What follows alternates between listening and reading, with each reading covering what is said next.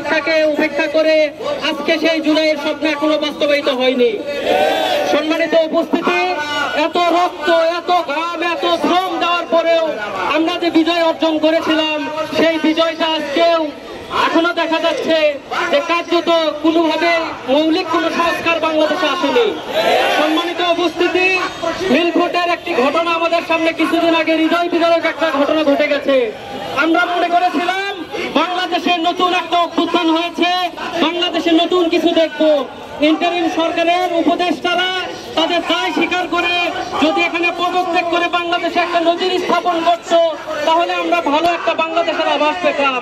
কিন্তু তারা সেটা না করে আজকে তারা ক্ষমতার মোহে আচ্ছন্ন হয়ে পড়েছে। আজকে দেখা যায় উপদেষ্টাদের পিএসএরা শত কোটি টাকা লুপাট করে। আমরা কি এরকম দেশ পেয়েছিলাম?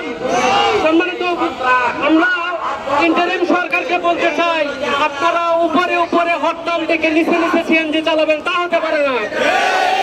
আপনারা বিশেষ একটি গোষ্ঠীকে খুশি করার জন্য, তাদেরকে সুবিধা দেওয়ার জন্য আপনারা আপনাদের যে রক্তের উপরে শপথ দিয়েছেন সেই শপথের সাথে গাদ্দারি করতে পারেন না।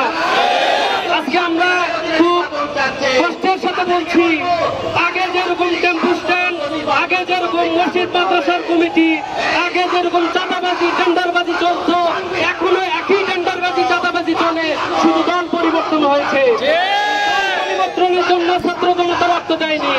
আজকে আমাদের এসে 1 বছর পূর্তি ভরেও বলতে হচ্ছে আজকে হাজারো ছাত্র জনতা এখনো আহত, তাই এখনো সঠিক চিকিৎসা পাচ্ছে না। এখনো আমাদের শহীদদের কোনো বিচার হয়নি, এখনো খুনিরা আমাদের সামনে বুক ফুলিয়ে ঘুরে বেড়ায়। সম্মানিত উপস্থিতি, সংগ্রামী ছাত্র জনতা, আজকের 1 বছর পূর্তিতে আমরা বলতে চাই যে ইন্টারিম সরকার এখনো সময় আছে। তারা যদি জুলাইয়ের স্পিডকে ধারণ করতে না পারে, কেউ যদি আবার আমাদেরকে বলে কথায় কথায় যে বাংলা ছাড়তে হবে, কেউ যদি আবার মনে করে নতুন করে ফেসিবাদ হয়ে উঠবে, তাও তারা যেন মনে রাখে শেখ হাসিনা কিন্তু আজকে নেই, ছাত্র জনতা কিন্তু আছে।